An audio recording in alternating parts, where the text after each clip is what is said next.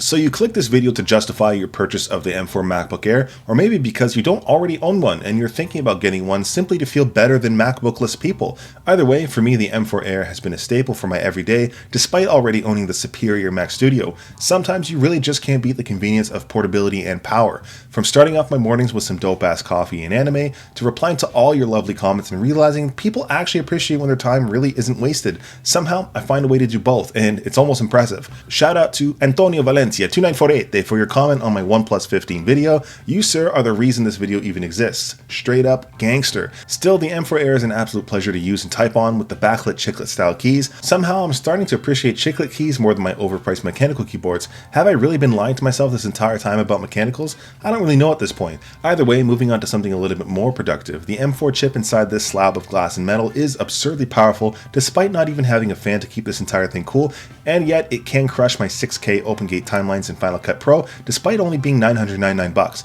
Wait, $899 if you're a student? That's actually pretty sick, dude. You can even get these refurbished now for about $850. Crazy times. But wait a minute, is that even affordable? Is that considered a good deal? To be honest, yes, the flip it is, because our AI overlords are pumping RAM prices to the moon, and the base 16 gigs configuration on this is incredibly serviceable. Even if you do bump this up to the next steps, this makes Apple an actual good deal. Are we talking about the same Apple here? Well done. What a world we live in where Apple's the affordable option. For the times I do want to be a little less productive though, even the base model M4 Air ends up flying through every possible day-to-day task like browsing, note-taking, or simply being a degenerate and watching shows. They could have given us some more bloody storage on the base model though, since 256 gigs is barely enough for Baldur's Gate 3.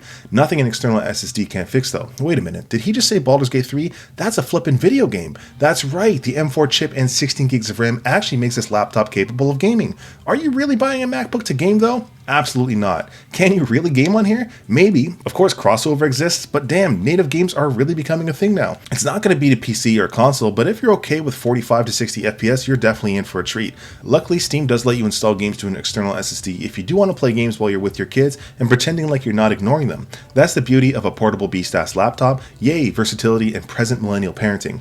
Once daddy duty is done though, it's time to get into some real work, and the Thunderbolt 4 port does make connecting displays easy as hell, although you will be living that dongle and dock life if you do have any more than 2 Type-Cs to plug in, or if you need HDMI. Either way, this entry-level MacBook edited this entire video you're watching with ease, and somehow doesn't even throttle performance on battery. Straight performance wizardry. Apple claims 18 hours of battery life, but there's zero chance I'm really going to test this, since I barely even have time to watch a single episode of Dragon Ball Z, which looks awesome on this display, mind you. Sure, there's no HDR, and 500 nits really isn't the brightest display, and it is only 60 Hz, but the demographic for this laptop probably doesn't even care about all of that. What they will care about though is flexing on people at Starbucks with the new sky blue colorway. How else will people know you have the latest MacBook Air? That's right, they won't, because the sky blue is practically silver anyways. Still, at least you'll know it's sky blue, and that's all that really matters. Regardless, my 13-inch model is the most portable and powerful laptop in the world. Don't quote me on this since I really have no clue if that's true. Still, it's tiny as hell and I really do think it's incredible. Somehow this laptop does weigh less than a Canadian bag of milk,